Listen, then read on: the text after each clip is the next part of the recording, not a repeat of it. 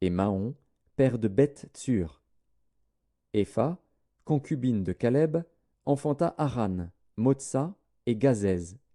Haran engendra Gazez. Fils de Jadaï, Régem, Jotam, Guéshan, Pélet, Épha et Shaph.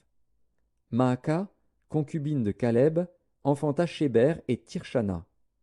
Elle enfanta encore Shaph, père de Madmana, et Sheva, père de Macbéna et père de Gibéa.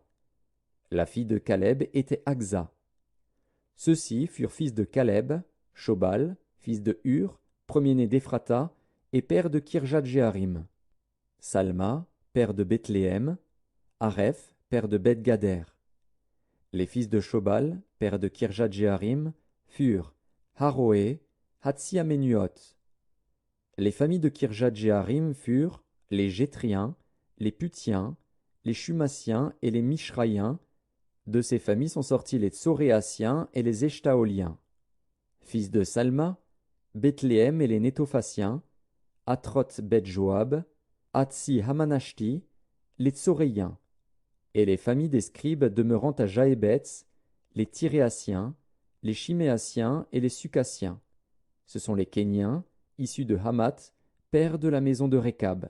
1 Chronique, chapitre 20. L'année suivante, au temps où les rois se mettaient en campagne, Joab, à la tête d'une forte armée, alla ravager le pays des fils d'Ammon et assiéger Rabba. Mais David resta à Jérusalem. Joab bâtit Rabba et la détruisit. David enleva la couronne de dessus la tête de son roi et la trouva du poids d'un talent d'or. Elle était garnie de pierres précieuses. On la mit sur la tête de David, qui emporta de la ville un très grand butin. Il fit sortir les habitants, et il les mit en pièces avec des scies, des herses de fer et des haches. Il traita de même toutes les villes des fils d'Ammon. David retourna à Jérusalem avec tout le peuple. Après cela, il y eut une bataille à Gézer avec les Philistins. Alors Sibécaï, le Hushatite, tua Sipaï, l'un des enfants de Rapha. Et les Philistins furent humiliés. Il y eut encore une bataille avec les Philistins. Et Elkanan, fils de Jaïr, tua le frère de Goliath, l'Achmi de Gath, qui avait une lance dont le bois était comme une ensouple de tisserand. Il y eut encore une bataille à Gath. Il s'y trouva un homme de haute taille, qui avait 6 doigts à chaque main et à chaque pied, 24 en tout, et qui était aussi issu de Rapha. Il jeta un défi à Israël. Et Jonathan, fils de Chiméa, frère de David, le tua. Ces hommes étaient des enfants de Rapha à Gath. Ils périrent par la main de David et par la main de ses serviteurs. 1 Chronique, chapitre 21. Satan se leva contre Israël, et il excita David à faire le dénombrement d'Israël. Et David dit à Joab et aux chefs du peuple, « Allez, faites le dénombrement d'Israël, depuis Beer-Shéba jusqu'à Dan, et rapportez-le-moi, afin que je sache à combien il s'élève. » Joab répondit, « Que l'Éternel rende son peuple 100 fois plus nombreux. » « Ô roi mon seigneur, ne sont-ils pas tous serviteurs de mon seigneur? Mais pourquoi mon seigneur demande-t-il cela?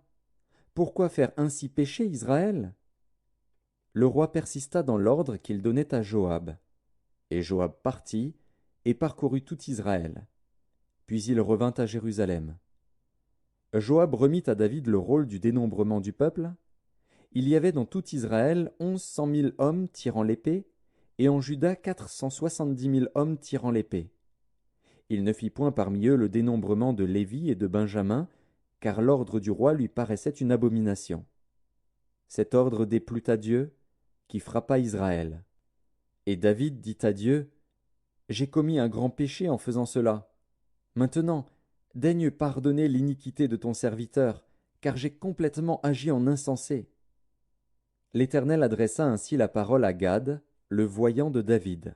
« Va dire à David, ainsi parle l'Éternel. Je te propose 3 fléaux. Choisis-en un, et je t'en frapperai. » Gad alla vers David et lui dit, « Ainsi parle l'Éternel.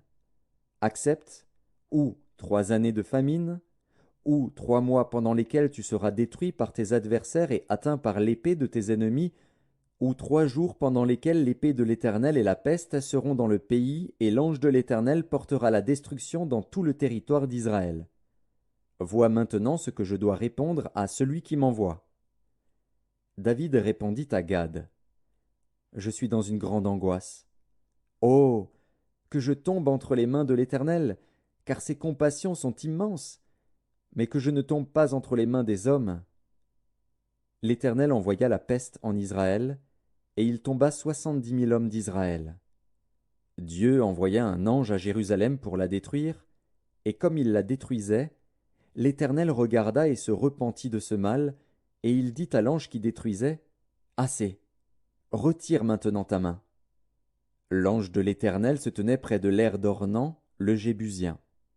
David leva les yeux, et vit l'ange de l'Éternel se tenant entre la terre et le ciel, et ayant à la main son épée nue tournée contre Jérusalem.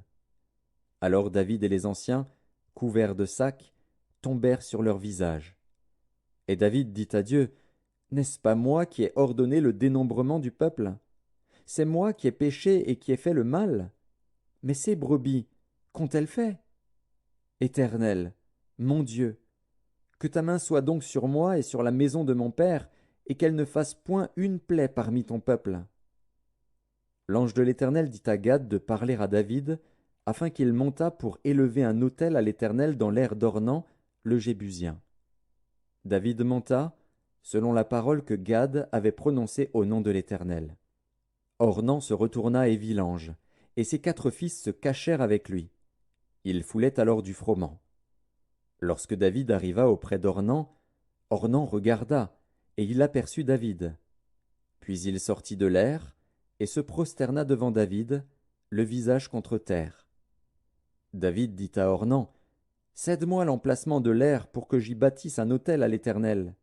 Cède-le-moi contre sa valeur en argent, afin que la plaie se retire de dessus le peuple. » Ornan répondit à David: « Prends-le, et que mon seigneur le roi fasse ce qui lui semblera bon. Vois, je donne les bœufs pour l'holocauste, les chars pour le bois, et le froment pour l'offrande. Je donne tout cela. » Mais le roi David dit à Ornan: « Non, je veux l'acheter contre sa valeur en argent, car je ne présenterai point à l'Éternel ce qui est à toi, et je n'offrirai point un holocauste qui ne me coûte rien. » Et David donna à Ornan 600 sicles d'or pour l'emplacement. David bâtit là un autel à l'Éternel, et il offrit des holocaustes et des sacrifices d'action de grâce.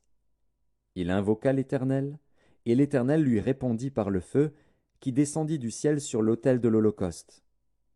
Alors l'Éternel parla à l'ange, qui remit son épée dans le fourreau.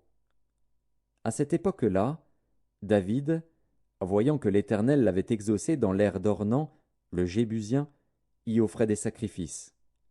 Mais le tabernacle de l'Éternel, construit par Moïse au désert, et l'autel des holocaustes, étaient alors sur le haut lieu de Gabaon. David ne pouvait pas aller devant cet autel pour chercher Dieu, parce que l'épée de l'ange de l'Éternel lui avait causé de l'épouvante. 1 Chroniques, chapitre 22.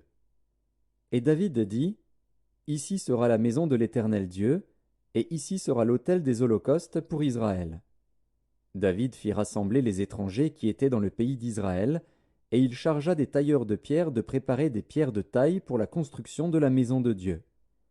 Il prépara aussi du fer en abondance pour les clous des battants des portes et pour les crampons, de l'airain en quantité telle qu'il n'était pas possible de le peser, et des bois de cèdre sans nombre, car les Sidoniens et les Tyriens avaient amené à David des bois de cèdre en abondance. David disait: « Mon fils Salomon est jeune et d'un âge faible, et la maison qui sera bâtie à l'Éternel s'élèvera à un haut degré de renommée et de gloire dans tous les pays. C'est pourquoi je veux faire pour lui des préparatifs. » Et David fit beaucoup de préparatifs avant sa mort. David appela Salomon, son fils, et lui ordonna de bâtir une maison à l'Éternel, le Dieu d'Israël. David dit à Salomon: « Mon fils, j'avais l'intention de bâtir une maison au nom de l'Éternel, mon Dieu.